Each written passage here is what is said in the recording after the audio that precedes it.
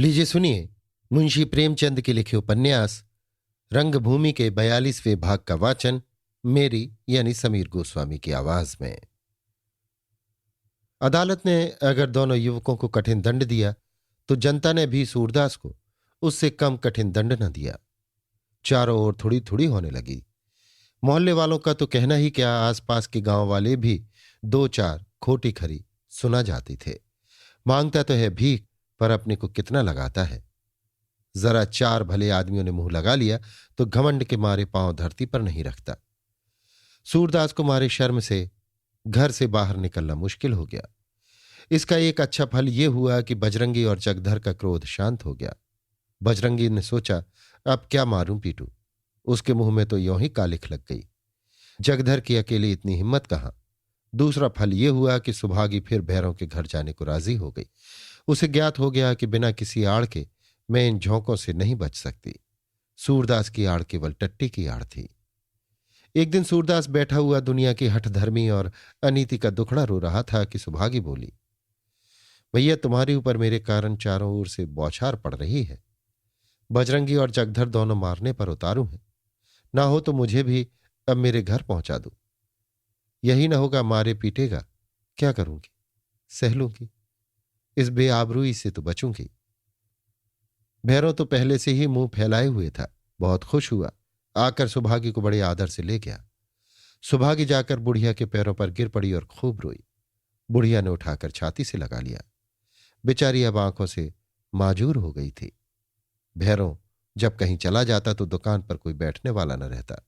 लोग अंधेरे में लकड़ी उठा ले जाते थे। खाना तो खैर किसी तरह बना लेती थी, किंतु इस नोच खसोट का नुकसान न सहा जाता था। सुभागी घर की देखभाल तो करेगी। रहा भैरव, उसके हृदय में अब छल कपट का लेश भी न रहा था। सूरदास पर उसे इतनी श्रद्धा हो गई कि कदाचित किसी देवता पर भी न होगी। अब वो अपनी पिछली बातों पर पछताता और मुक्त कंठ से सूरदास के गुण गाता था। इतने दिनों तक सूरदास घर बार की चिंताओं से मुक्त था। पकी पकाई रोटियां मिल जाती थी, बर्तन धुल जाते थे, घर में झाड़ू लग जाती थी। अब फिर वही पुरानी विपत्ति सिर पर सवार हुई। मिठुआ अब स्टेशन ही पर रहता। घीसू और विद्याधर के दंड से उसकी आंखें खुल गई थीं। कान पकड़े अब कभी जुआ और चरस के नगीच न जाऊंगा। बाजार से चवेना लेकर खाता और स्टेशन के बरामदे में पड़ा रहता था। कौन नित्य 3-4 मील चले। जरा भी चिंता न थी कि सूरदास की कैसे निभती है। अब मेरे हाथ पांव हुए, कुछ मेरा धर्म भी उसके प्रति है या नहीं। आखिर किस दिन के लिए उसने मुझे अपने लड़के की भांति पाला था। सूरदास कई बार खुद स्टेशन पर गया और उससे कहा कि सांझ को घर चला आया कर, मगर उसकी बला सुनती थी। एक बार उसने साफ कह दिया, यहां मेरा गुजर तो होता नहीं, तुम्हारे लिए कहां से लाऊं। मेरे लिए तुमने कौन सी बड़ी तपस्या की थी। एक टुकड़ा रोटी दे देते थे, कुत्ते को ना दिया, मुझी को दे दिया। तुमसे मैं कहने गया था कि मुझे खिलाओ पिलाओ, छोड़ क्यों न दिया। जिन लड़कों के मां बाप नहीं होते वे सब क्या मर ही जाते हैं। जैसे तुम एक टुकड़ा दे देते थे वैसे बहुत टुकड़े मिल जाते। इन बातों से सूरदास का दिल ऐसा टूटा कि फिर उससे घर आने को न कहा। इधर सोफिया कई बार सूरदास से मिल चुकी थी। वो और तो कहीं न जाती, पर समय निकालकर सूरदास से अवश्य मिल जाती। ऐसे मौके से आती कि सेवक जी से सामना न होने पाए। जब आती सूरदास के लिए कोई ना कोई सौगात जरूर लाती। उसने इंद्रदत्त से उसका वृतांत सुना था। उसका अदालत में जनता से अपील करना, चंदे के रुपए स्वयं न लेकर दूसरे को दे देना, जमीन के रुपए जो सरकार से मिले थे दान दे देना। तब से उसे उससे और भी भक्ति हो गई थी। गवारों की धर्म पिपासा ईंट पत्थर पूजने से शांत हो जाती है। भद्रजनों की भक्ति सिद्ध पुरुषों की सेवा से। उन्हें प्रत्येक दीवाना पूर्व जन्म का कोई ऋषि मालूम होता है। उसकी गालियां सुनते हैं, उसके जूठे बर्तन धोते हैं, यहां तक कि उसके धूल धूसरित पैरों को धोकर शरणामृत लेते हैं। उन्हें उसकी काया में कोई देवात्मा बैठी हुई मालूम होती है। सोफिया को सूरदास से कुछ ऐसी ही भक्ति हो गई थी। एक बार उसके लिए संतरे और सेब ले गई। सूरदास घर लाया पर आप न खाया। मिठुआ की याद आई, उसकी कठोर बातें विस्मृत हो गईं। सवेरे उन्हें लिए स्टेशन गया और उसे दे आया। एक बार सोफी के साथ इंदु भी आई थी। सर्दी के दिन थे, सूरदास खड़ा कांप रहा था। इंदु ने वो कंबल जो अपने पैरों पर डाले हुए थी सूरदास को दे दिया। सूरदास को वो कंबल ऐसा अच्छा मालूम हुआ कि खुद न ओढ़ सका। मैं बुढ़ा भिखारी ये कंबल ओढ़कर कहाँ जाऊंगा? कौन भीख देगा? रात को जमीन पर लेटूं, दिन भर सड़क के किनारे पर खड़ा रहूं। मुझे ये कंबल लेकर क्या करना? जाकर मिठुआ को दे आया। इधर तो अब भी इतना प्रेम था, उधर मिठुआ इतना स्वार्थी था कि खाने को भी न पूछता। सूरदास समझता कि लड़का है, यही इसके खाने पहनने के दिन है। मेरी खबर नहीं लेता, खुद तो आराम से खाता पहनता है। अपना है तो कब न काम आएगा। फागुन का महीना था, संध्या का समय। एक स्त्री घास बेचकर जा रही थी। मजदूरों ने अभी अभी काम से छुट्टी पाई थी। दिन भर चुपचाप चरखियों के सामने खड़े खड़े उकता गए थे। विनोद के लिए उत्सुक हो रहे थे। घसियारन को देखते ही उस पर अश्लील कबीरों की बौछार शुरू कर दी। सूरदास को यह बुरा मालूम हुआ। बोला, यारो क्यों अपनी जबान खराब करते हो? वो बेचारी तो अपनी राह चली जाती है और तुम लोग उसका पीछा नहीं छोड़ते। वो भी तो किसी की बहू बेटी होगी। एक मजदूर बोला, भीख मांगो भीख, जो तुम्हारे कर्म में लिखा है। हम गाते हैं तो तुम्हारी नानी क्यों मरती है? सूरदास, गाने को थोड़े ही कोई मने करता है। मजदूर, तो क्या हम लाठी चलाते हैं? सूरदास, उस औरत को क्यों छेड़ते हो? मजदूर, तो तुम्हें क्यों बुरा लगता है? तुम्हारी बहन है कि बेटी? सूरदास, बेटी भी है बहन भी है। हमारी हुई तो किसी दूसरे भाई की हुई तो। उसके मुंह से ये वाक्य का अंतिम शब्द निकलने भी न पाया था कि एक मजदूर ने चुपके से जाकर उसकी एक टांग पकड़कर खींच ली। बेचारा बेखबर खड़ा था। कंकड़ पर इतनी जोर से मुंह के बल गिरा कि सामने के दो दांत टूट गए। छाती में बड़ी चोट आई, ओठ कट गए, मूर्छा सी आ गई। 15-20 मिनट तक वहीं अचेत पड़ा रहा। कोई मजदूर निकट भी न आया। सब अपनी राह चले गए। संयोग से नायक राम उसी समय शहर से आ रहे थे। सूरदास को सड़क पर पड़े देखा तो चकराए कि माजरा क्या है, किसी ने मारा पीटा तो नहीं। बजरंगी के सिवा और किसमें इतना दम है? बुरा किया, कितना ही हो अपने धर्म का सच्चा है। दया आ गई। समीप आकर हिलाया तो सूरदास को होश आया। उठकर नायक राम का एक हाथ पकड़ लिया और दूसरे हाथ से लाठी टेकता हुआ चला। नायक राम ने पूछा, किसी ने मारा है क्या सूरे? मुंह से लहू बह रहा है। सूरदास, नहीं भैया, ठोकर खाकर गिर पड़ा था। नायक राम, छिपाओ मत। अगर बजरंगी या जगधर ने मारा हो तो बता दो। दोनों को साल साल भर के लिए भिजवा ना दूं तो ब्राह्मण नहीं। सूरदास, नहीं भैया, किसी ने नहीं मारा, झूठ कैसे लगा दूं? नायक राम, मिल वालों में से तो किसी ने नहीं मारा। ये सब राह चलते आदमियों को बहुत छेड़ा करते हैं। कहता हूं लुटवा दूंगा। इन झोपड़ों में आग न लगा दूं तो कहना। बताओ किसने ये काम किया? तुम तो आज तक कभी ठोकर खाकर नहीं गिरे। सारी देह लहू से लथपथ हो गई। सूरदास ने किसी का नाम न बतलाया। जानता था कि नायक राम क्रोध में आ जाएगा तो मरने मारने को न डरेगा। घर पहुंचा तो सारा मोहल्ला दौड़ा। हाय हाय, किस मुद्दई ने बेचारे अंधे को मारा। देखो तो मुंह कितना सूज आया है। लोगों ने सूरदास को बिछावन पर लिटा दिया। भैरों दौड़ा, बजरंगी ने आग जलाई। अफीम और तेल की मालिश होने लगी। सभी के दिल उसकी तरफ से नर्म पड़ गए। अकेला जगधर खुश था। जमनी से बोला, भगवान ने हमारा बदला लिया है। हम सबर कर गए, पर भगवान तो न्याय करने वाले हैं। जमनी चिढ़कर बोली, चुप भी रहो। आए हो बड़े न्यायी की पूछ बन के। विपद में बैरी पर भी ना हंसना चाहिए। वो हमारा बैरी नहीं है। सच बात के पीछे जान दे देगा, चाहे किसी को अच्छा लगे या बुरा। आज हम में से कोई बीमार पड़ जाए तो देखो रात की रात बैठा रहता है कि नहीं। ऐसे आदमी से क्या बैर? जगधर लज्जित हो गया। 15 दिन तक सूरदास घर से निकलने के लायक न हुआ। कई दिन मुंह से खून आता रहा। सुभागी दिन भर उसके पास बैठी रहती। भैरव रात को उसके पास सोता। जमनी नूर के तड़के गर्म दूध लेकर आती और उसे अपने हाथों से पिला जाती। बजरंगी बाजार से दवाएं लाता। अगर कोई उसे देखने ना आया तो वो मिठुआ था। उसके पास 3 बार आदमी गया, पर उसकी इतनी हिम्मत भी ना हुई कि सेवा शुश्रूषा के लिए नहीं तो कुशल समाचार पूछने ही के लिए चला आता। डरता था कि जाऊंगा तो लोगों के कहने सुनने से कुछ ना कुछ देना ही पड़ेगा। उसे अब रुपए का चस्का लग गया था। सूरदास के मुंह से भी इतना निकल ही गया। दुनिया अपने मतलब की है।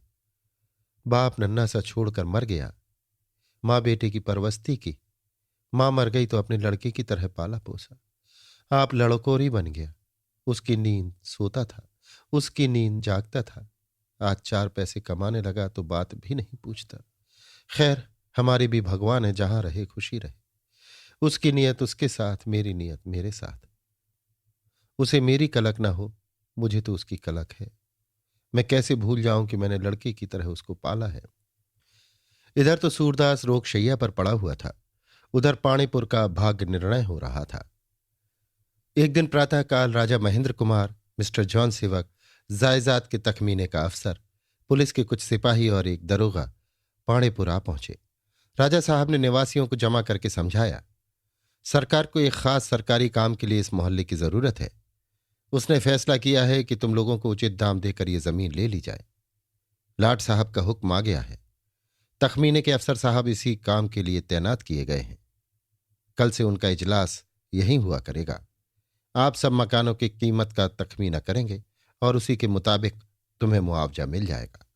तुम्हें जो कुछ अर्ज मारूज करना हो, आप यही से करना। आज से 3 महीने के अंदर तुम्हें अपने अपने मकान खाली कर देने पड़ेंगे। मुआवजा पीछे मिलता रहेगा। जो आदमी इतने दिनों के अंदर मकान न खाली करेगा, उसके मुआवजे के रुपए जब्त कर लिए जाएंगे और वो जबरदस्ती घर से निकाल दिया जाएगा। अगर कोई रोक टोक करेगा तो पुलिस उसका चालान करेगी, उसको सजा हो जाएगी।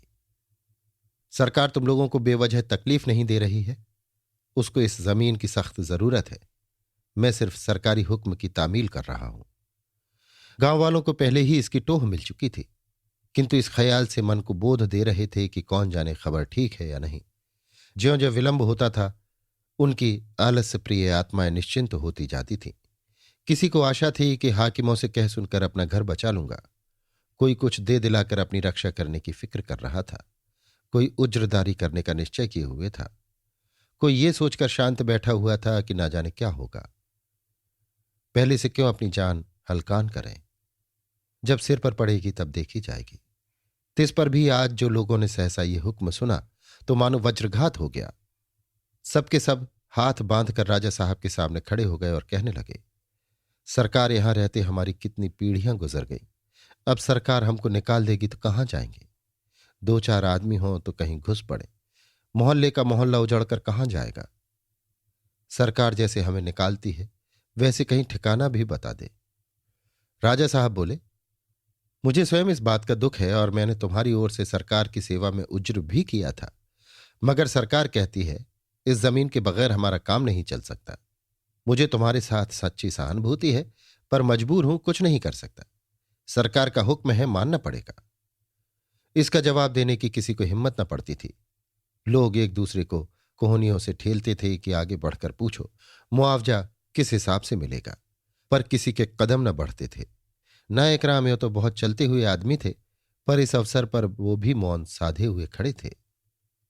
वो राजा साहब से कुछ कहना सुनना व्यर्थ समझकर तखमीने के अफसर से तखमीने की दर में कुछ बेशी करा लेने की युक्ति सोच रहे थे।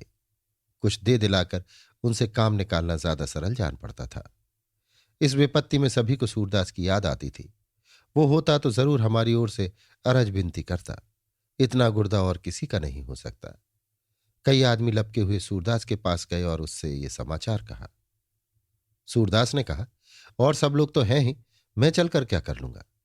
नायक राम क्यों सामने नहीं आते। यह तो बहुत गरजते हैं, अब क्यों मुंह नहीं खुलता। मोहल्ले ही में रौब दिखाने को है। ठाकुर दीन, सबकी देखी गई, सबके मुंह में दही जमा हुआ है। हाकिमों से बोलने को हिम्मत चाहिए, अकिल चाहिए। शिवसेवक बनिया ने कहा, मेरे तो उनके सामने खड़े होते पैर थर थर कांपते हैं। न जाने कोई कैसे हाकिमों से बातें करता है। मुझे तो वो जरा डांट दे तो दम ही निकल जाए। झिंगुर तेली बोला, हाकिमों का बड़ा रौब होता है। उनके सामने तो अकेले ही कब्त हो जाती है। मुझसे तो उठा ही नहीं जाता। चलना भी चाहूं तो कैसे चलूंगा। सूरदास यों लाठी के सहारे घर से बाहर आने जाने लगा था, पर इस वक्त अनायास उसे कुछ मान करने की इच्छा हुई। कहने से धोबी गधे पर नहीं चढ़ता। ठाकुर दीन, ये कौन सा मुश्किल काम है, हम लोग तुम्हें उठा ले चलेंगे। सूरदास, भाई करोगे सब जने अपने अपने मन ही की। मुझे क्यों नक्कू बनाते हो। जो सबकी गत होगी वही मेरी भी गत होगी। भगवान की जो मर्जी है वो होगी। ठाकुर दीन ने बहुत चिरोरी की, पर सूरदास चलने पर राजी न हुआ। तब ठाकुर दीन को क्रोध आ गया। बेलाग बात कहते थे। बोले, अच्छी बात है, मत जाओ। क्या तुम समझते हो जहां मुर्गा ना होगा वहां सवेरा ही ना होगा? चार आदमी सराहने लगे तो अब मिजाज ही नहीं मिलते। सच कहा है, कौआ धोने से बगला नहीं होता। 8 बजते बजते अधिकारी लोग विदा हो गए। अब लोग नायक राम के घर आकर पंचायत करने लगे कि क्या किया जाए। जमनी, तुम लोग यूं ही बकवास करते रहोगे और किसी का किया कुछ ना होगा। सूरदास के पास जाकर क्यों नहीं सलाह करते, देखो क्या कहता है। बजरंगी, तो जाती क्यों नहीं? मुझी को ऐसी कौन सी गरज पड़ी हुई है? जमनी, तो फिर चलकर अपने अपने घर बैठो। गपड़ चौथ करने से क्या होना है? भैरव, बजरंगी, ये हेकड़ी दिखाने का मौका नहीं है। सूरदास के पास सब जने मिलकर चलो, वो कोई ना कोई राह जरूर निकालेगा। ठाकुर दीन, मैं तो अब उसके द्वार पर न जाऊंगा। इतना कह सुनकर हार गया पर ना उठा, अपने को लगाने लगा है। जगधर, सूरदास क्या कोई देवता है? हाकिम का हुक्म पलट देगा। ठाकुर दीन, मैं तो गोद में उठा लाने को तैयार था। बजरंगी, घमंड है घमंड कि और लोग क्यों नहीं आए, गया क्यों नहीं हाकिमों के सामने? ऐसा मर थोड़े ही रहा है। जमनी, कैसे आता? वो तो हाकिमों से बुरा बने, यहां तुम लोग अपने अपने मन की करने लगे तो उसकी भद्द हो। भैरव, ठीक कहती हो, मुद्दई सुस्त तो गवाह कैसे चुस्त होगा? पहले चलकर पूछो उसकी सलाह क्या है। अगर मानने लायक हो तो मानो, ना मानने लायक हो ना मानो। हाँ, एक बात जो तय हो जाए उस पर टिकना पड़ेगा। ये नहीं कि कहा तो कुछ पीछे से निकल भागे। सरदार तो भरम में पड़ा रहे कि आदमी पीछे हैं और आदमी अपने अपने घर की राह ले। बजरंगी, चलो पंडा जी पूछ ही देखें। नायक राम, वो कहेगा बड़े साहब के पास चलो, वहां सुनाई ना हो तो पराग लाट साहब के पास चलो। है इतना बूता? जगधर, भैया की बात, महाराज यहां तो किसी का मुंह नहीं खुला, लाट साहब के पास कौन जाता है? जमनी, एक बार चले क्यों नहीं जाते, देखो तो क्या सलाह देता है। नायक राम, मैं तैयार हूं, चलो। ठाकुर दीन, मैं ना जाऊंगा, और जिसे जाना हो जाए। जगधर, तो क्या हम ही को बड़ी गरज पड़ी है? बजरंगी, जो सबकी गत होगी वही हमारी भी होगी। घंटे भर तक पंचायत हुई पर सूरदास के पास कोई न गया। सांझे की सुई ठेले पर लत्ती है, तू चल मैं आता हूं, यही हुआ किया। लोग अपने अपने घर चले गए। संध्या समय भैरव सूरदास के पास गया। सूरदास ने पूछा, आज क्या हुआ? भैरव, हुआ क्या, घंटे भर तक बकवास हुई, फिर लोग अपने अपने घर चले गए। सूरदास, कुछ तय न हुआ कि क्या किया जाए? भैरव, निकाले जाएंगे, इसके सिवा और क्या होगा? क्यों सूरे, कोई ना सुनेगा? सूरदास, सुनने वाला भी वही है जो निकालने वाला है, तीसरा होता तब ना सुनता। भैरव, मेरी मरन है, हजारों मन लकड़ी है, कहां ढोकर कर ले जाऊंगा? कहां इतनी जमीन मिलेगी कि फिर टाल लगाऊं? सूरदास, सभी की मरन है, बजरंगी ही को इतनी जमीन कहां मिली जाती है कि 15-20 जानवर भी रहें, आप भी रहें। मिलेगी भी तो इतना किराया देना पड़ेगा कि दिवाला निकल जाएगा। देखो मिठुआ आज भी नहीं आया। मुझे मालूम हो जाए कि वो बीमार है तो छिन भर न रुकूं, कुत्ते की भांति दौड़ूं, चाहे वो मेरी बात भी न पूछे। जिनके लिए अपनी जिंदगी खराब कर दी वे भी गाढ़े समय पर मुंह फेर लेते हैं। भैरव, अच्छा तुम बताओ, तुम क्या करोगे? तुमने भी कुछ सोचा है? सूरदास, मेरी क्या पूछते हो? जमीन थी वो निकल ही गई। झोपड़ों के बहुत मिलेंगे तो 2-4 रुपए मिल जाएंगे, मिले तो क्या और ना मिले तो क्या। जब तक वहां कोई ना बोलेगा पड़ा रहूंगा, कोई हाथ पकड़कर निकाल देगा बाहर जा बैठूंगा, वहां से उठा देगा फिर आ बैठूंगा, जहां जन्म लिया है वहीं मरूंगा। अपना झोपड़ा जीते जी न छोड़ा जाएगा, मरने पर जो चाहे ले ले। बाप दादों की जमीन खोदी, अब इतनी निशानी रह गई है, इसे न छोड़ूंगा, इसके साथ ही आप भी मर जाऊंगा। भैरव, सूर्य इतना दम तो यहां किसी में नहीं। सूरदास, इसी से तो मैंने किसी से कुछ कहा ही नहीं। भला सोचो कितना अंधेर है कि हम जो 70 पीढ़ियों से यहां आबाद हैं निकाल दिए जाएं और दूसरे यहां आकर बस जाएं। ये हमारा घर है, किसी के कहने से नहीं छोड़ सकते। जबरदस्ती जो चाहे निकाल दे, न्याय से नहीं निकाल सकता। तुम्हारे हाथ में बल है, तुम हमें मार सकते हो, हमारे हाथ में बल होता तो हम तुम्हें मारते। ये तो कोई इंसाफ नहीं है। सरकार के हाथ में मारने का बल है, हमारे हाथ में और कोई बल नहीं है, तो मर जाने का बल तो है। भैरव ने जाकर दूसरों से ये बातें कहीं। जगधर ने कहा, देखा, ये सलाह है, घर तो जाएगा ही, जान भी जाएगी। ठाकुर दीन बोले, ये सूरदास का किया होगा, आगे नाथ न पीछे पघा, मर ही जाएगा तो क्या, यहां मर जाए तो बाल बच्चों को किसके सिर छोड़े। बजरंगी, मरने के लिए कलेजा चाहिए, जब हम ही मर गए तो घर लेकर क्या होगा। नायक राम, बहुत ऐसे मरने वाले देखे हैं, घर से तो निकला ही नहीं गया, मरने चले हैं। भैरव, उसकी न चलाओ पंडा जी, मन में आने की बात है। दूसरे दिन तखमीने के अफसर ने मिलके एक कमरे में इजलास करना शुरू किया। एक मुंशी मोहल्ले के निवासियों के नाम, मकानों की हैसियत, पक्के हैं या कच्चे, पुराने या नए, लंबाई चौड़ाई आदि की एक तालिका बनाने लगा। पटवारी और मुंशी घर घर घूमने लगे। नायक राम मुखिया थे, उनका साथ रहना जरूरी था। इस वक्त सभी प्राणियों का भाग्य निर्णय इसी त्रिमूर्ति के हाथों में था। नायक राम की चढ़ बनी, दलाली करने लगे। लोगों से कहते, निकलना तो पड़ेगा ही, अगर कुछ गम खाने से मुआवजा बढ़ जाए तो हरज ही क्या है। बैठे बिठाए मुट्ठी गर्म होती थी तो क्यों छोड़ते। सारांश ये कि मकानों की हैसियत का आधार वो भेंट थी जो इस त्रिमूर्ति को चढ़ाई जाती थी। नायक राम टट्टी की आड़ से शिकार खेलते थे, यश भी कमाते थे, धन भी। भैरों का बड़ा मकान और सामने का मैदान सिमट गए, उनका क्षेत्रफल घट गया। त्रिमूर्ति की वहां कुछ पूजा न हुई। जगधर का छोटा सा मकान फैल गया।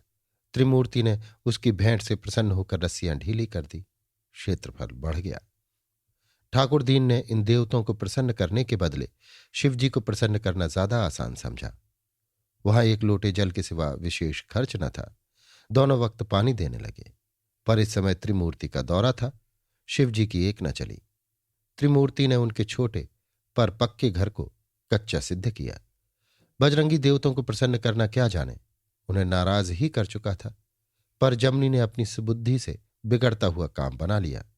मुंशी जी उसकी एक बछिया पर रीझ गए, उस पर दांत लगाए। बजरंगी जानवरों को प्राण से भी प्रिय समझता था, तिनक गया। नायक राम ने कहा, बजरंगी पछताओगे। बजरंगी ने कहा, चाहे एक कौड़ी मुआवजा न मिले पर बछिया न दूंगा। आखिर जमनी ने, जो सौदे पटाने में बहुत कुशल थी, उसको एकांत में ले जाकर समझाया कि जानवरों के रहने का कहीं ठिकाना भी है, कहां कहां लिए फिरोगे। एक बछिया के देने से 100 रुपये का काम निकलता है तो क्यों नहीं निकालते। ऐसी न जाने कितनी बछियां पैदा होंगी, देकर सिर से बला टालो। उसके समझाने से अंत में बजरंगी भी राजी हो गया। 15 दिन तक त्रिमूर्ति का राज्य रहा। तखमीने के अफसर साहब 12 बजे घर से आते, अपने कमरे में 2-4 सिगार पीते, समाचार पत्र पढ़ते, 1-2 बजे घर चल देते। जब तालिका तैयार हो गई तो अफसर साहब उसकी जांच करने लगे। फिर निवासियों की बुलाहट हुई। अफसर ने सबके तखमीने पढ़ पढ़कर सुनाए। एक सिरे से धांधली थी। भैरों ने कहा, हुजूर चलकर हमारा घर देख लें, वो बड़ा है कि जगधर का। इनको तो मिले 400 और मुझे मिले 300, इस हिसाब से मुझे 600 मिलना चाहिए। ठाकुर दीन बिगड़े दिल थे ही, साफ साफ कह दिया, साहब तखमीना किसी हिसाब से थोड़े ही बनाया गया है। जिसने मुंह मीठा कर दिया उसकी चांदी हो गई, जो भगवान के भरोसे बैठा रहा उसकी बधिया बैठ गई। अब भी आप मौके पर चलकर जांच नहीं करते कि ठीक ठीक तखमीना हो जाए, गरीबों के गले रेत रहे हैं। अफसर ने बिगड़कर कहा, तुम्हारे गांव का मुखिया तो तुम्हारी तरफ से रख लिया गया था, उसकी सलाह से तखमीना किया गया है, अब कुछ नहीं हो सकता। ठाकुर दीन, अपने कहने वाले तो और लूटते हैं। अफसर, अब कुछ नहीं हो सकता। सूरदास की झोपड़ी का मुआवजा 1 रुपये रखा गया था, नायक राम के घर के पूरे 3000। लोगों ने कहा, ये गांव घर वालों का हाल, ये हमारे सगे हैं, भाई का गला काटते हैं, उस पर घमंड ये कि हमें धन का लोभ नहीं। आखिर तो पंडा ही ना, जातियों को ठगने वाला, जभी तो ये हाल है। जरा सा अख्तियार पाके आंखें फिर गईं। कहीं थानेदार होते तो किसी को घर में न रहने देते। इसी से कहा है, गंजे के नह नहीं होते। मिस्टर क्लार्क के बाद मिस्टर सेनापति जिलाधीश हो गए थे। सरकार का धन खर्च करते कांपते थे, पैसे की जगह धेले से काम निकालते थे। डरते रहते थे कि कहीं बदनाम न हो जाऊं। उनमें वो आत्मविश्वास न था जो अंग्रेज अफसरों को होता है। अंग्रेजों का पक्षपात का संदेह नहीं किया जा सकता, वे निर्भीक और स्वाधीन होते हैं। मिस्टर सेनापति को संदेह हुआ कि मुआवजे बड़ी नरमी से लिखे गए हैं। उन्होंने उसकी आधी रकम काफी समझी। अब ये मिसिल प्रांतीय सरकार के पास स्वीकृति के लिए भेजी गई। वहां फिर उसकी जांच होने लगी। इस तरह 3 महीने की अवधि गुजर गई और मिस्टर जॉन सेवक पुलिस के सुपरिंटेंडेंट, दरोगा माहिर अली और मजदूरों के साथ मोहल्ले को खाली कराने के लिए आ पहुंचे। लोगों ने कहा, अभी तो हमको रुपए ही नहीं मिले। जॉन सेवक ने जवाब दिया, हमें तुम्हारे रुपयों से कोई मतलब नहीं। रुपए जिससे मिले उससे लो। हमें तो सरकार ने 1 मई को मोहल्ला खाली करा देने का वचन दिया है, और अगर कोई कह दे कि आज 1 मई नहीं है तो हम लौट जाएंगे। अब लोगों में बड़ी खलबली पड़ी। सरकार की क्या नीयत है? क्या मुआवजा दिए बिना ही हमें निकाल दिया जाएगा? घर का घर छोड़े और मुआवजा भी ना मिले, ये तो बिन मौत मरे। रुपए मिल जाते तो कहीं जमीन लेकर घर बनवाते। खाली हाथ कहाँ जाए? क्या घर में खजाना रखा हुआ है? एक तो रुपया के 4 आने मिलने का हुक्म हुआ, उसका भी ये हाल। न जाने सरकार की नीयत बदल गई कि बीच वाले खाए जाते हैं। माहिर अली ने कहा, तुम लोगों को जो कुछ कहना सुनना है जाकर हाकिम जिला से कहो। मकान आज खाली करा लिए जाएंगे। बजरंगी, मकान कैसे खाली होंगे? कोई रायजनी है? जिस हाकिम का ये हुक्म है उसी हाकिम का तो ये हुक्म भी है। माहिर, कहता हूं सीधे से अपने बोरिए बक्चे ला दो और चलते फिरते नजर आओ। नाक हमें गुस्सा क्यों दिलाते हो? कहीं मिस्टर हंटर को आ गया जोश तो फिर तुम्हारी खैरियत नहीं। नायक राम, दरोगा जी 2-4 दिन की मोहलत दे दीजिए, रुपए मिलेंगे ही। ये बेचारे क्या बुरा कहते हैं कि बिना रुपए पैसे कहां भटकते फिरें। मिस्टर जान सेवक तो सुपरिंटेंडेंट को साथ लेकर मिल की सैर करने चले गए थे। वहां चाय पानी का प्रबंध किया गया था। माहिर अली की हुकूमत थी। बोले, पंडा जी ये झांसे दूसरों को देना। यहां बहुत दिनों से देख रहे हैं और तुम्हारी नस नस पहचानते हैं। मकान आज और आज खाली होंगे। सहसा एक ओर से 2 बच्चे खेलते हुए आ गए। दोनों नंगे पांव थे, फटे हुए कपड़े पहने पर प्रसन्न वदन। माहिर अली को देखते ही चचा चचा कहते हुए उसकी तरफ दौड़े। ये दोनों साबिर और नसीमा थे। कुलसूम ने इसी मोहल्ले में एक छोटा सा मकान 1 रुपए किराए पर ले लिया था। गोदाम का मकान जॉन सेवक ने खाली करा लिया था। बेचारी इसी छोटे से घर में पड़ी अपनी मुसीबत के दिन काट रही थी। माहिर ने दोनों बच्चों को देखा तो कुछ झेपते हुए बोले, भाग जाओ, भाग जाओ, यहां क्या करने आए? दिल में शर्मा आए कि सब लोग कहते होंगे ये इनके भतीजे हैं और इतने फटे हाल, ये उनकी खबर भी नहीं लेते। नायक राम ने दोनों बच्चों को 2-2 पैसे देकर कहा, चाओ मिठाई खा लेना, ये तुम्हारे चचा नहीं है। नसीमा, चचा तो है, क्या मैं पहचानती नहीं? नायक राम, चचा होते तो तुझे गोद में ना उठा लेते, मिठाइयां ना मंगा देते, तू भूल रही है। माहिर अली ने क्रुद्ध होकर कहा, पंडा जी तुम्हें इन फिजूल बातों से क्या मतलब? मेरे भतीजे हों या ना हो, तुमसे सरोकार? तुम किसी की निज की बातों में बोलने वाले कौन होते हो? भागो साबिर, नसीमा भाग, नहीं तो सिपाही पकड़ लेगा। दोनों बालकों ने अविश्वासपूर्ण नेत्रों से माहिर अली को देखा और भागे। रास्ते में नसीमा ने कहा, चचा ही जैसे तो है। क्यों साबिर, चचा ही है ना? साबिर, नहीं तो और कौन है? नसीमा, तो फिर हमें भगा क्यों दिया? साबिर, जब अब्बा थे तब ना हम लोगों को प्यार करते थे। अब तो अब्बा नहीं है, तब तो अब्बा ही सबको खिलाते थे। नसीमा, अम्मा को भी तो अब अब्बा नहीं खिलाते। वो तो हम लोगों को पहले से ज्यादा प्यार करती हैं।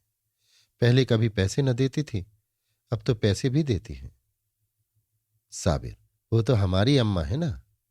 लड़के तो चले गए, इधर दरोगा जी ने सिपाहियों को हुक्म दिया, फेंक दो असबाब और मकान फौरन खाली करा लो।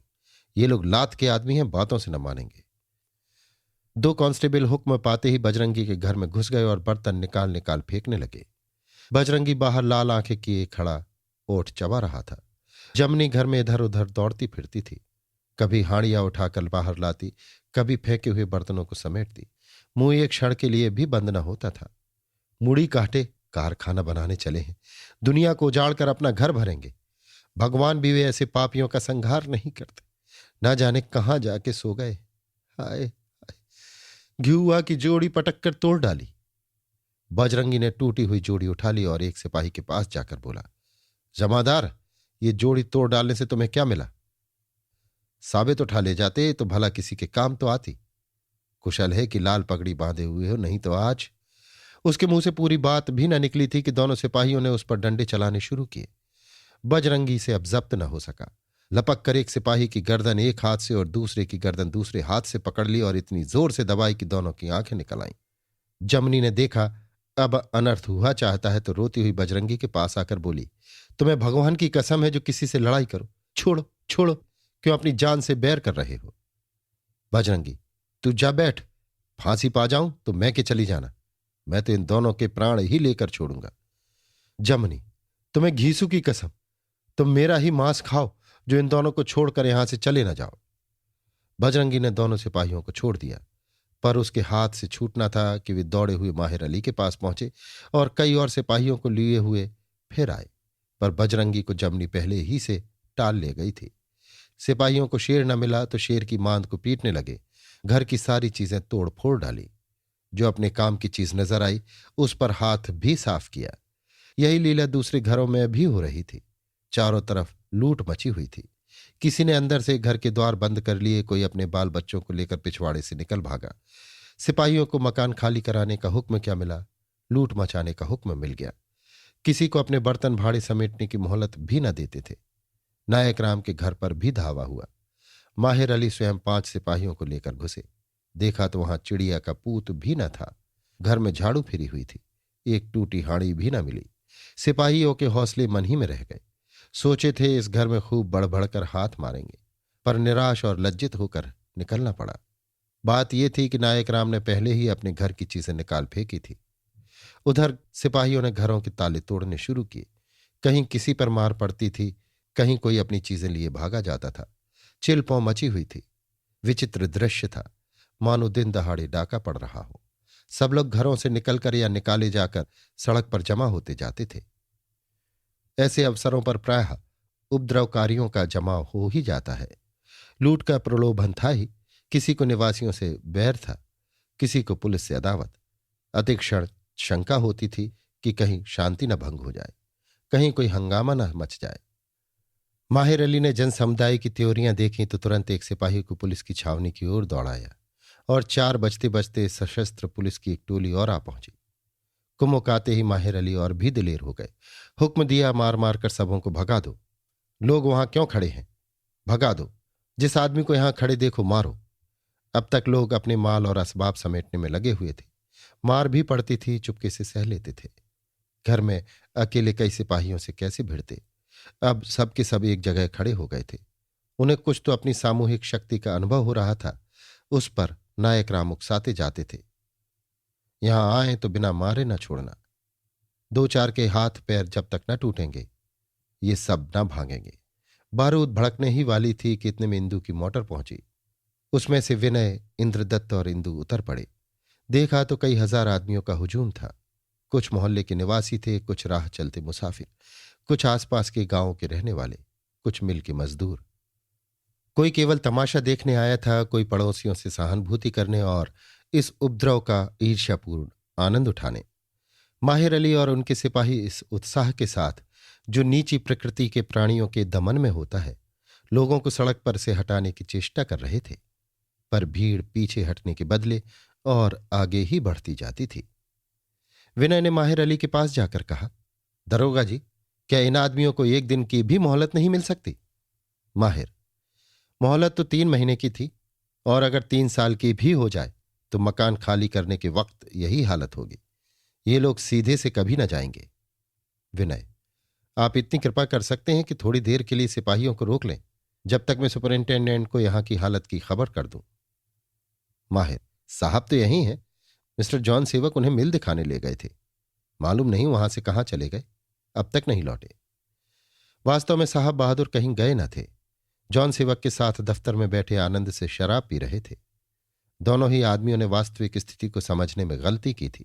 उनका अनुमान था कि हमको देखकर लोग रोब में आ गए होंगे और मारे डर के आप भाग जाएंगे। विनय साहब को खबर देने के लिए लपके हुए मिल की तरफ चले तो राजा साहब को मोटर पर आते हुए देखा, ठिठक गए। सोचा जब ये आ गए हैं तो साहब के पास जाने की क्या जरूरत, इन्हीं से चलकर कहूं। लेकिन उनके सामने जाती हुई शर्म आती थी कि कहीं जनता ने इनका अपमान किया तो मैं क्या करूंगा। कहीं ये न समझ बैठे कि मैंने इन लोगों को उकसाया है। वो इसी दुविधा में पड़े हुए थे कि राजा साहब की निगाह इंदू की मोटर पर गई। चल उठे। इंद्रदत्त और विनय को देखा। जर सा चढ़ा आया। ये लोग यहां विराजमान हैं, फिर क्यों ना दंगा हो। जहां ये महापुरुष होंगे वहां जो कुछ ना हो जाए थोड़ा है। उन्हें क्रोध बहुत कम आता था, पर इस समय उनसे जब्त न हुआ। विनय से बोले, ये सब आप ही की करामात मालूम होती है। विनय ने शांत भाव से कहा, मैं तो अभी आया हूं, सुपरिंटेंडेंट के पास जा ही रहा था कि आप दिखाई दिए। राजा, खैर अब तो आप इनके नेता हैं, इन्हें अपने किसी जादू मंत्र से हटाइएगा कि मुझे कोई दूसरा उपाय करना पड़ेगा। विनय, इन लोगों को केवल इतनी शिकायत है कि अभी हमें मुआवजा नहीं मिला। हम कहां जाएं? कैसे जमीन खरीदें? कैसे नए मकान के सामान लें? आप अगर इन्हें कह करके तसल्ली दे दें तो सब आप ही आप हट जाएंगे। राजा, ये इन लोगों का बहाना है, वास्तव में ये लोग उपद्रव मचाना चाहते हैं। विनय, अगर इन्हें मुआवजा दे दिया जाए तो शायद कोई दूसरा उपाय न करना पड़े। राजा, आप 6 महीने वाला रास्ता बताते हैं, मैं 1 महीने वाली राह चाहता हूं। विनय, उस राह में कांटे हैं। राजा, इसकी कुछ चिंता नहीं, हमें कांटे वाली राह ही पसंद है। विनय, इस समूह की दशा सूखे पुआल की सी है। राजा, अगर पुआल हमारा रास्ता रोकता है तो हम उसे जला देंगे। सभी लोग भयातुर हो रहे थे, ना जाने किस क्षण क्या हो जाए। फिर भी मनुष्यों का समूह किसी अज्ञात शक्ति के वशीभूत होकर राजा साहब की ओर बढ़ा चला आता था। पुलिस वाले भी इधर उधर से आकर मोटर के पास खड़े हो जाते थे। देखते देखते उनके चारों ओर मनुष्यों की एक अथाह अपार नदी लहर मारने लगी, मानो एक ही रेले में इन गिने गिनाए आदमियों को निगल जाएगी, इस छोटे से कगार को बहा ले जाएगी। राजा महेंद्र कुमार यहां आग में तेल डालने नहीं, उसे शांत करने आए थे। उनके पास दम दम की खबरें पहुंच रही थी। वो अपने उत्तरदायित्व का अनुभव करके बहुत चिंतित हो रहे थे। नैतिक रूप से तो उन पर कोई जिम्मेदारी न थी। जब प्रांतीय सरकार का दबाव पड़ा तो वो कर ही क्या सकते थे। अगर पद त्याग कर देते तो दूसरा आदमी आकर सरकारी आज्ञा का पालन करता। पाणेपुर के सिर से किसी दशा में भी ये विपत्ति न टल सकती थी। लेकिन वो आदि से निरंतर ये प्रयत्न कर रहे थे कि मकान खाली कराने के पहले लोगों को मुआवजा दे दिया जाए। बार बार याद दिलाते थे।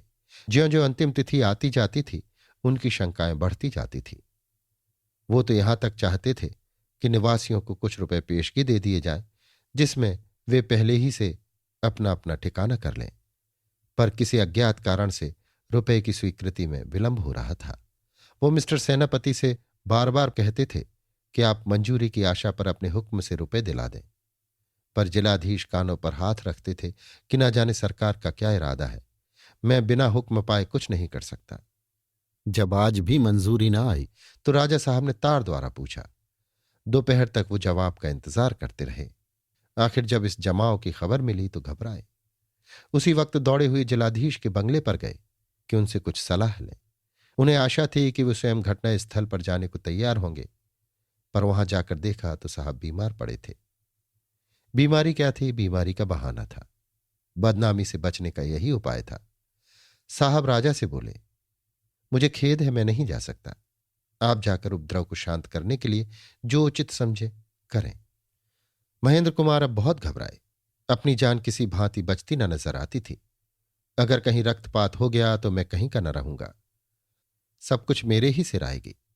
पहले ही से लोग बदनाम कर रहे हैं। आज मेरे सार्वजनिक जीवन का अंत है। निरपराध मारा जा रहा हूं। मुझ पर कुछ ऐसा शनिचर सवार हुआ है कि जो कुछ करना चाहता हूं उसके प्रतिकूल करता हूं, जैसे अपने ऊपर कोई अधिकार ही न रहा हो। इस जमीन के झमेले में पड़ना ही मेरे लिए जहर हो गया। तब से कुछ ऐसी समस्याएं उपस्थित होती चली आती हैं जो मेरी महत्वाकांक्षाओं का सर्वनाश किए देती हैं। यहां कीर्ति नाम सम्मान को कौन रोए? मुंह दिखाने के लाले पड़े हुए हैं। यहां से निराश होकर वो फिर घर आए कि चलकर इंदु से राय लूं, देखूं क्या कहती है। पर यहां इंदु न थी। पूछा तो मालूम हुआ कि सैर करने गई हैं। इस समय राजा साहब की दशा उस कृपण की सी थी जो अपनी आंखों से अपना धन लुटते देखता हो और इस भय से कि लोगों पर मेरे धनी होने का भेद खुल जाएगा कुछ बोल न सकता हो। अचानक उन्हें एक बात सूझी, क्यों ना मुआवजे के रुपए अपने ही पास से दे दूं। रुपए कहीं जाते तो है नहीं, जब मंजूरी आ जाएगी वापस ले लूंगा। 2-4 दिन का मुआमला है, मेरी बात रह जाएगी और जनता पर इसका कितना अच्छा असर पड़ेगा। कुल 70,000 तो हैं ही, और इसकी क्या जरूरत है कि सब रुपए आज ही दे दिए जाएं। कुछ आज दे दूं, कुछ कल दे दूं, तब तक मंजूरी आ ही जाएगी। जब लोगों को रुपए मिलने लगेंगे तो तस्कीन हो जाएगी। ये भय न रहेगा कि कहीं सरकार रुपए जब्त न कर ले। खेद है, मुझे पहले ये बात न सूझी, नहीं तो इतना झमेला ही क्यों होता।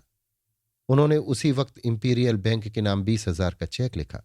देर बहुत हो गई थी, इसलिए बैंक के मैनेजर के नाम एक पत्र भी लिख दिया था कि रुपए देने में विलंब न कीजिएगा, नहीं तो शांति भंग होने का भय है। बैंक से आदमी रुपए लेकर लौटा तो 5 बज चुके थे। तुरंत मोटर पर सवार होकर पाणीपुरा पहुंचे। आए तो थे ऐसी शुभेच्छाओं से, पर वहां विनय और इंदु को देखकर तैश आ गया। जी में आया लोगों से कह दूं, जिनके बूते पर उछल रहे हो उनसे रुपए लो। इधर सरकार को लिख दूं कि लोग विद्रोह करने को तैयार हैं, उनके रुपए जब्त कर लिए जाएं। उसी क्रोध में उन्होंने विनय से वे बातें की जो ऊपर लिखी जा चुकी हैं। मगर जब उन्होंने देखा कि जनसमूह का रेला बढ़ा चला आ रहा है, लोगों के मुख आवेश विकृत हो रहे हैं, सशस्त्र पुलिस संगीन चढ़ाए हुए है और इधर उधर 2-4 पत्थर भी चल रहे हैं, तो उनकी वही दशा हुई जो भय में नशे की होती है। तुरंत मोटर पर खड़े हो गए और जोर से चिल्लाकर बोले, मित्रों जरा शांत हो जाओ, यूं दंगा करने से कुछ ना होगा। मैं रुपए लाया हूं, अभी तुमको मुआवजा मिल जाएगा। सरकार ने अभी मंजूरी नहीं भेजी है, लेकिन तुम्हारी इच्छा हो तो तुम मुझसे अपने रुपए ले सकते हो। इतनी सी बात के वास्ते तुम्हारा यह दुराग्रह सर्वथा अनुचित है। मैं जानता हूं कि यह तुम्हारा दोष नहीं है, तुमने किसी के बहकाने से ही शरारत पर कमर बांधी है, लेकिन मैं तुम्हें उस विद्रोह ज्वाला में न कूदने दूंगा जो तुम्हारे शुभ चिंतकों ने तैयार कर रखी है। ये लो तुम्हारे रुपए हैं, सब आदमी बारी बारी से आकर अपने नाम लिखाओ, अंगूठे का निशान करो, रुपए लो और चुपके चुपके घर जाओ। एक आदमी ने कहा, घर तो आपने छीन लिए। राजा, रुपयों से घर मिलने में देर न लगेगी। हमसे तुम्हारी जो कुछ सहायता हो सकेगी वो उठाना रखेंगे। इस भीड़ को तुरंत हट जाना चाहिए, नहीं तो रुपए मिलने में देर होगी।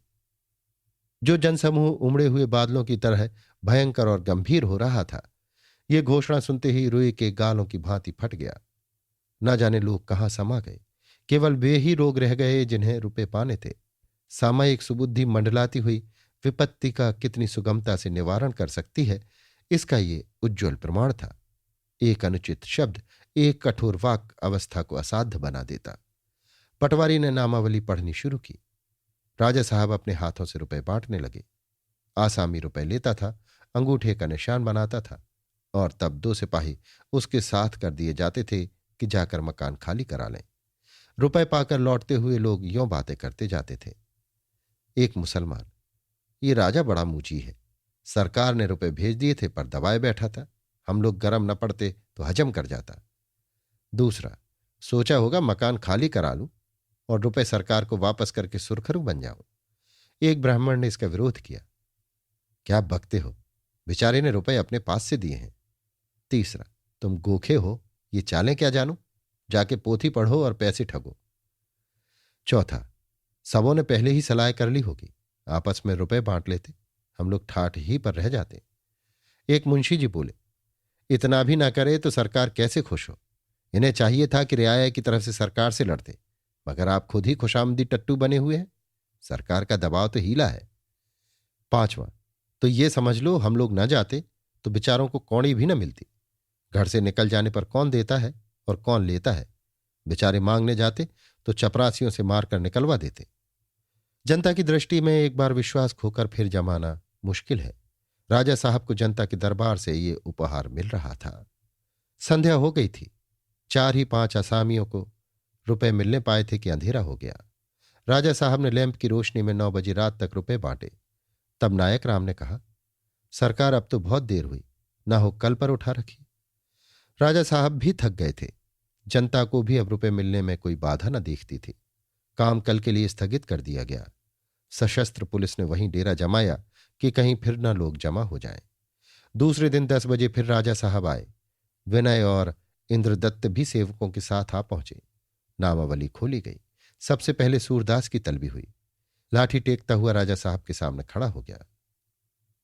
राजा साहब ने उसे सिर से पांव तक देखा और बोले, तुम्हारे मकान का मुआवजा केवल 1 रुपये है, ये लो और घर खाली कर दो। सूरदास, कैसा रुपया?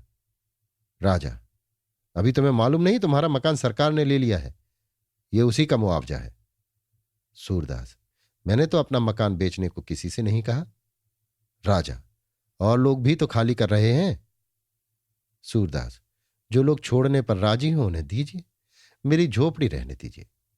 पड़ा रहूंगा और हुजूर का कल्याण मनाता रहूंगा।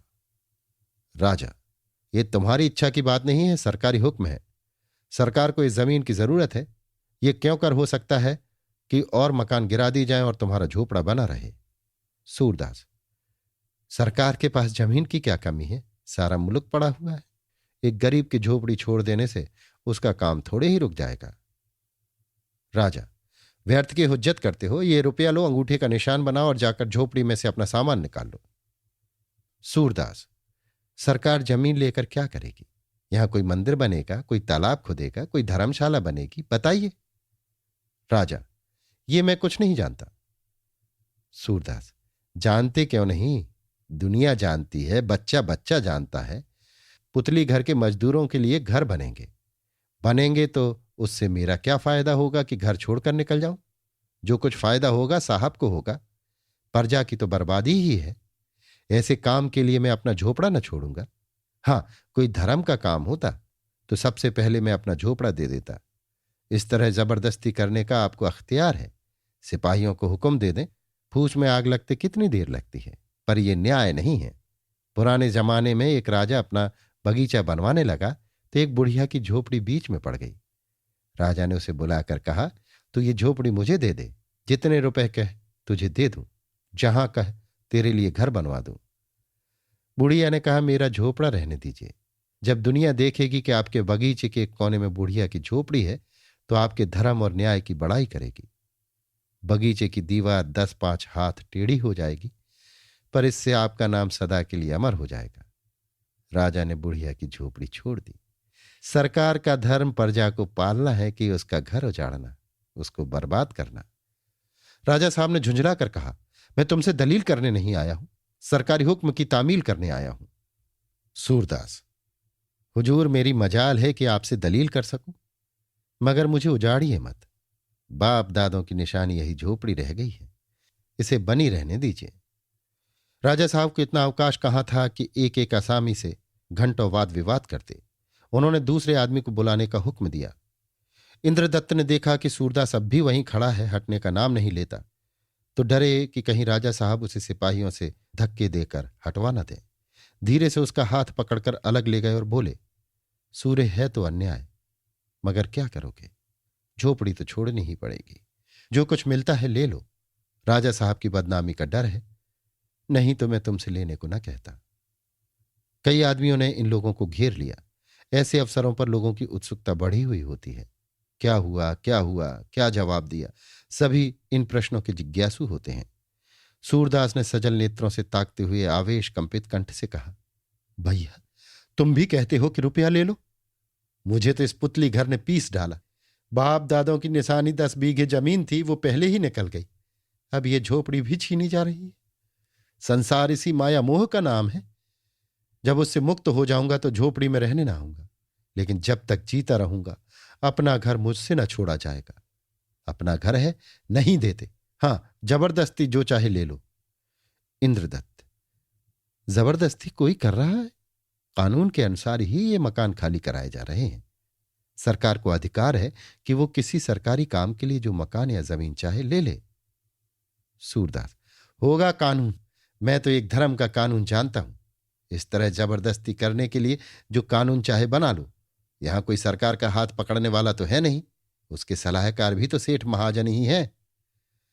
इंद्रदत्त ने राजा साहब के पास जाकर कहा, आप अंधे का मामला आज स्थगित कर दें तो अच्छा हो। गंवार आदमी बात नहीं समझता, बस अपनी ही गाय जाता है। राजा ने सूरदास को कुपित नेत्रों से देखकर कहा, गंवार नहीं है, छटा हुआ बदमाश है। हमें और तुम्हें दोनों ही को कानून पढ़ा सकता है भिखारी मगर टर्रा। मैं इसका झोपड़ा गिरवाए देता हूं। इस वाक्य के अंतिम शब्द सूरदास के कानों में पड़ गए। बोला, झोपड़ा क्यों गिरवाइएगा? इससे तो यही अच्छा है कि मुझे ही गोली मरवा दीजिए। ये कहकर सूरदास लाठी टेकता हुआ वहां से चला गया। राजा साहब को उसकी धृष्टता पर क्रोध आ गया। ऐश्वर्य अपने को बड़ी मुश्किल से भूलता है। विशेषतः जब दूसरों के सामने उसका अपमान किया जाए। माहिर अली को बुलाकर कहा, इसकी झोपड़ी अभी गिरा दो। दरोगा माहिर अली चले। निशस्त्र पुलिस और सशस्त्र पुलिस और मजदूरों का एक दल उनके साथ चला, मानो किसी किले पर धावा करने जा रहे हैं। उनके पीछे पीछे जनता का एक समूह भी चला। राजा ने इन आदमियों के तेवर देखे तो होश उड़ गए। उपद्रव की आशंका हुई। झोपड़े को गिराना इतना सरल न प्रतीत हुआ जितना उन्होंने समझा था। पछताए कि मैंने व्यर्थ माहिर अली को ये हुक्म दिया। जब मोहल्ला मैदान हो जाता तो झोपड़ा आप ही आप उजड़ जाता। सूरदास कोई भूत तो है नहीं कि अकेला उसमें पड़ा रहता। मैंने चिमटी को तलवार से मारने की चेष्टा की। माहिर अली क्रोधी आदमी है और इन आदमियों के रुख भी बदले हुए हैं। जनता क्रोध में अपने को भूल जाती है, मौत पर हंसती है। कहीं माहिर अली उतावली कर बैठा तो निस्संदेह उपद्रव हो जाएगा। इसका सारा इल्जाम मेरे सिर जाएगा। ये अंधा तो आप डूबा ही है, मुझे भी डुबाए देता है। बुरी तरह मेरे पीछे पड़ा हुआ है। लेकिन इस समय वो हाकिम की हैसियत में थे, हुक्म को वापस न ले सकते थे। सरकार की आबरू में बट्टा लगने से कहीं ज्यादा भय अपनी आबरू में बट्टा लगने का था।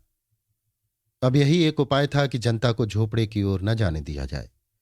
सुपरिंटेंडेंट अभी अभी मिल से लौटा था और घोड़े पर सवार सिगार पी रहा था कि राजा साहब ने जाकर उससे कहा, इन आदमियों को रोकना चाहिए। उसने कहा, जाने दीजिए, कोई हरज नहीं, शिकार होगा, भीषण हत्या होगी, हम इसके लिए तैयार हैं। विनय के चेहरे का रंग उड़ा हुआ था। न आगे जाते बनता था न पीछे की ओर। घोर आत्मवेदना का अनुभव करते हुए बोले, इंद्र, मैं बड़े संकट में हूं। इंद्रदत्त ने कहा, इसमें क्या संदेह है? जनता को काबू में रखना कठिन है। आप जाइए, मैं देख लूंगा। आपका यहां रहना उचित नहीं। तुम अकेले हो जाओगे। कोई चिंता नहीं, तुम भी मेरे साथ क्यों नहीं चलते? अब हम यहां रहकर क्या कर लेंगे? हम अपने कर्तव्य का पालन कर चुके। आप जाइए, आपको जो संकट है वो मुझे नहीं। मुझे अपने किसी आत्मीय के मान अपमान का भय नहीं। विनय वहीं अशांत और निश्चल खड़े रहे, या यों कहो कि गड़े रहे, मानो कोई स्त्री घर से निकाल दी गई हो। इंद्रदत्त उन्हें वहीं छोड़कर आगे बढ़े तो जनसमूह उसी गली के मोड़ पर रुका हुआ था जो सूरदास के झोपड़े की ओर जाती थी। गली के द्वार पर 5 सिपाही संगीन चढ़ाए खड़े थे। एक कदम आगे बढ़ना संगीन की नोक को छाती पर लेना था। संगीनों की दीवार सामने खड़ी थी। इंद्रदत्त ने एक कुएं की जगत पर खड़े होकर उच्च स्वर से कहा, भाइयों, सोच लो तुम लोग क्या चाहते हो। क्या इस झोपड़ी के लिए पुलिस से लड़ोगे? अपना और अपने भाइयों का रक्त बहाओगे? इन दामों ये झोपड़ी बहुत महंगी है। अगर उसे बचाना चाहते हो तो इन आदमियों ही से विनय करो जो इस वक्त वर्दी पहने संगीन चढ़ाए यमदूत बने हुए तुम्हारे सामने खड़े हैं। और यद्यपि प्रकट रूप से वे तुम्हारे शत्रु हैं, पर उनमें एक भी ऐसा ना होगा जिसका हृदय तुम्हारे साथ ना हो, जो एक असहाय दुर्बल अंधे की झोपड़ी गिराने में अपनी दिलावरी समझता हो।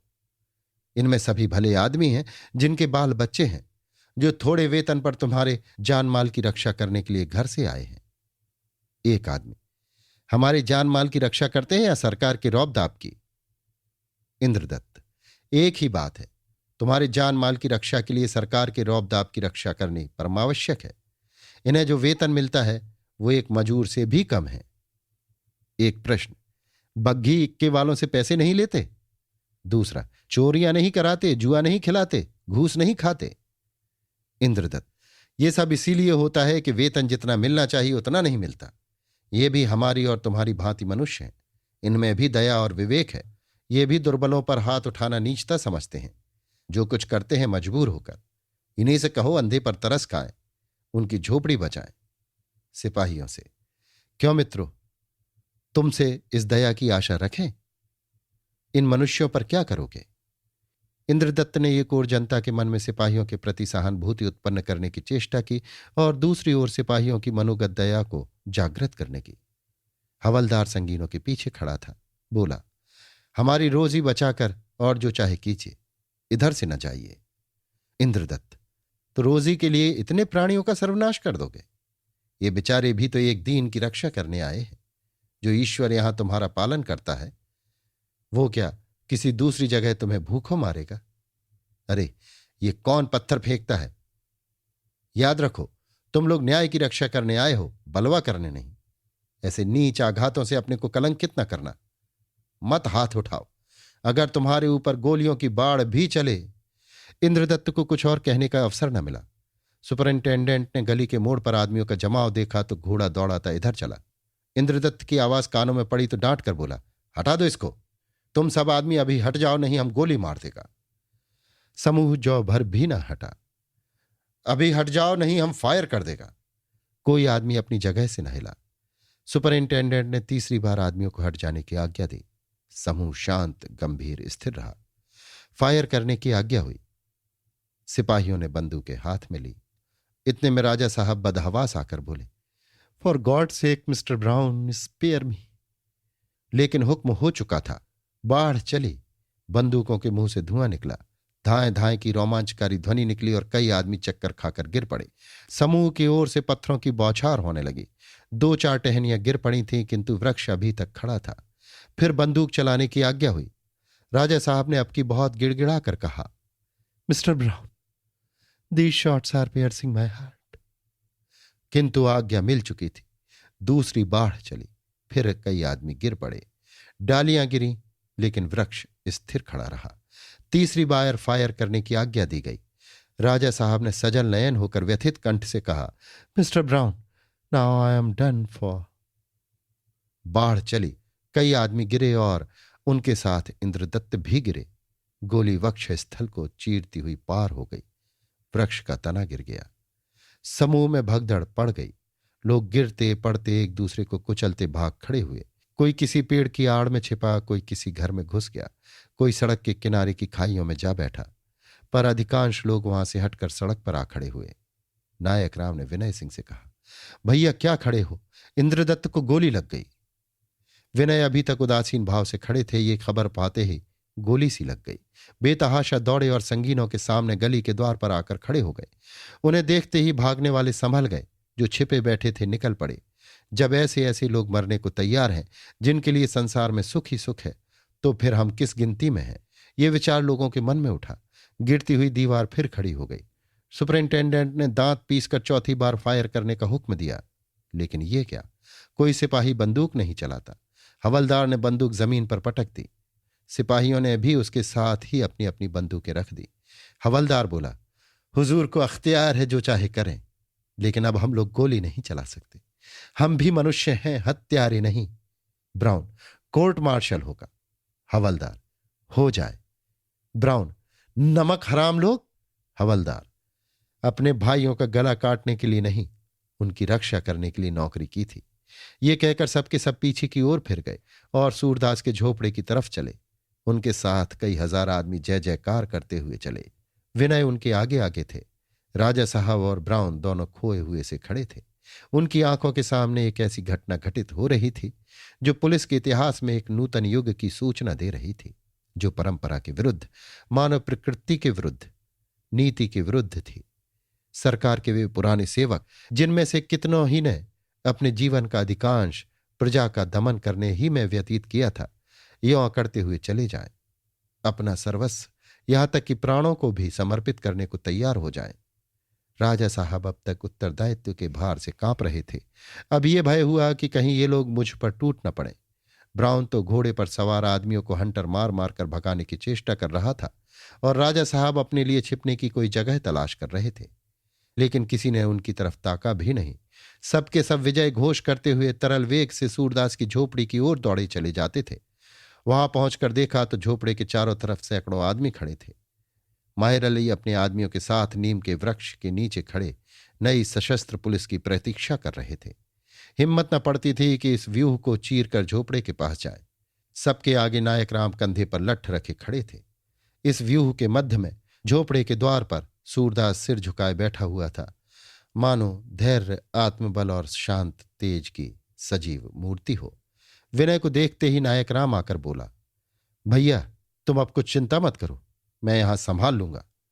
इधर महीनों से सूरदास से मेरी अनबन थी, बोलचाल तक बंद था, पर आज उसका जीवट जिगर देखकर दंग हो गया।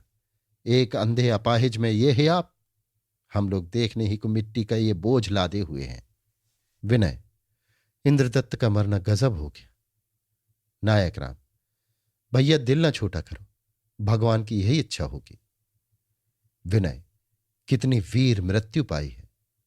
नायक राम, मैं तो खड़ा देखता ही था, माथे पर सिकन तक नहीं आई।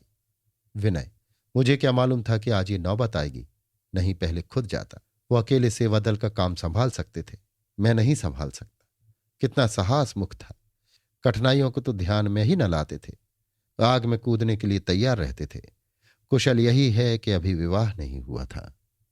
नायक राम, घर वाले कितना जोर देते रहे, पर इन्होंने एक बार नहीं करके फिर हाँ न की।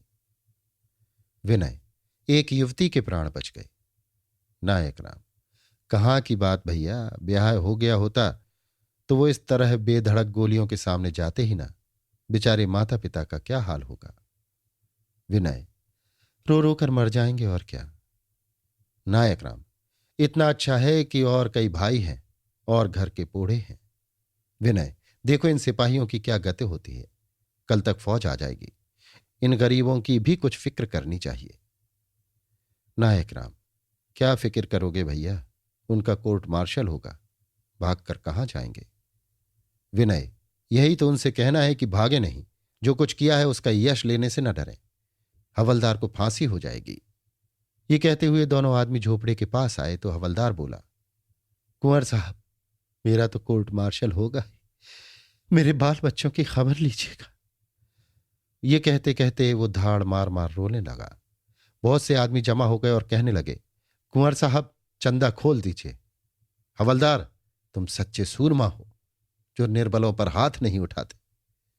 विनय, हवलदार, हमसे जो कुछ हो सकेगा वो उठाना रखेंगे, आज तुमने हमारे मुख की लाली रख ली। हवलदार, कुंवर साहब, मरने जीने की चिंता नहीं, मरना तो एक दिन होगा ही, अपने भाइयों की सेवा करते हुए मर जाने से बढ़कर और कौन मौत होगी। धन्य है आपको जो सुख विलास त्यागे हुए अभागों की रक्षा कर रहे हैं। विनय, तुम्हारे साथ के जो आदमी नौकरी करना चाहे उन्हें हमारे यहां जगह मिल सकती है। हवलदार, देखिए कौन बचता है और कौन मरता है। राजा साहब ने अवसर पाया तो मोटर पर बैठकर हवा हो गए। मिस्टर ब्राउन सैनिक सहायता के विषय में जिलाधीश से परामर्श करने चले गए। माहिर अली और उनके सिपाही वहां जमे रहे। अंधेरा हो गया था, जनता भी एक एक करके जाने लगी। सहसा सूरदास आकर बोला, कुंवर जी कहाँ हैं? धर्मावतार, हाथ भर जमीन के लिए क्यों इतना झंझट करते हो? मेरे कारण आज इतने आदमियों की जान गई। मैं क्या जानता था कि राई का पर्वत हो जाएगा, नहीं तो अपने हाथों से इस झोपड़े में आग लगा देता और मुंह में कालिख लगाकर कहीं निकल जाता। मुझे क्या करना था, जहीं मांगता वहीं पड़ रहता। भैया, मुझसे ये नहीं देखा जाता कि मेरी झोपड़ी के पीछे कितने ही घर उजड़ जाए। जब मर जाऊं तो जो जी में आए करना। विनय, तुम्हारी झोपड़ी नहीं, ये हमारा जातीय मंदिर है, हम इस पर फावड़े चलते देखकर शांत नहीं बैठे रह सकते। सूरदास, पहले मेरी देह पर फावड़ा चल चुकेगा, तब घर पर फावड़ा चलेगा। विनय, और अगर आग लगा दे? सूरदास, तब तो मेरी चिता बनी बनाई है।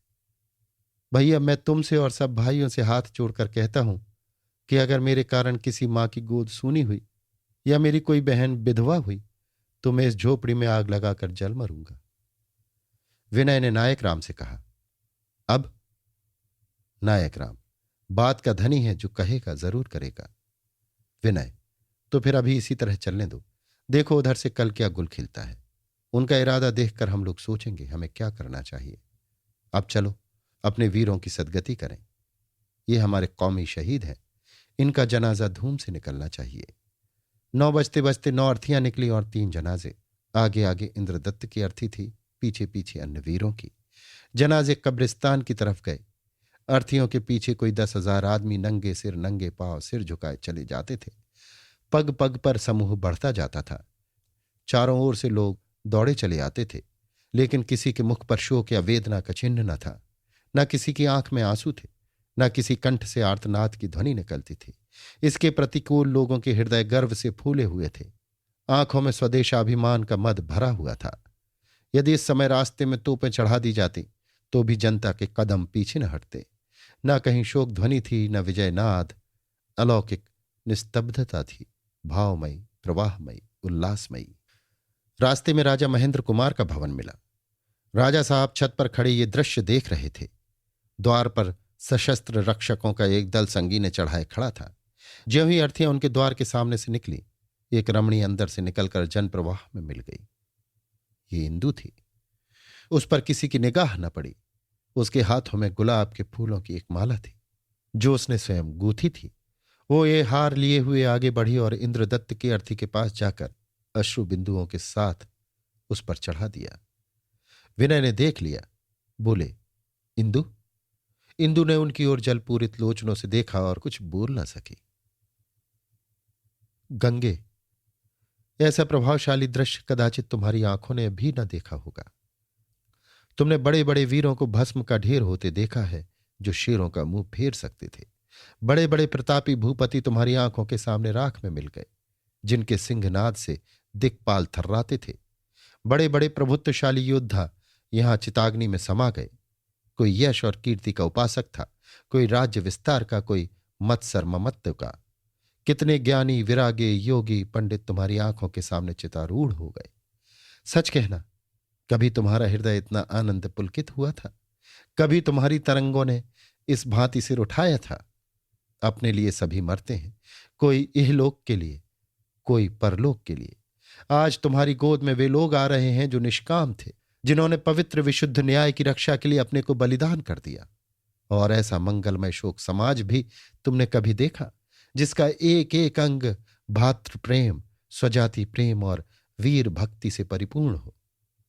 रात भर ज्वाला उठती रही, मानो वीर आत्माएं अग्नि विमान पर बैठी हुई स्वर्गलोक को जा रही हैं। उषा काल की स्वर्णमयी किरणें चिताओं से प्रेमालिंगन करने लगी। ये सूर्यदेव का आशीर्वाद था। लौटते समय तक केवल गिने गिनाए लोग रह गए थे। महिलाएं वीरगान करती हुई चली आती थी। रानी जानवी आगे आगे थी, सोफी, इंदु और अन्य कई महिलाएं पीछे। उनकी वीर रस में डूबी हुई मधुर संगीत ध्वनि प्रभात की आलोक रश्मियों पर नृत्य कर रही थी, जैसे हृदय की तंत्रियों पर अनुराग नृत्य करता है। अभी आप सुन रहे थे मुंशी प्रेमचंद के लिखे उपन्यास रंगभूमि के 42वें भाग का वाचन मेरी यानी समीर गोस्वामी की आवाज में।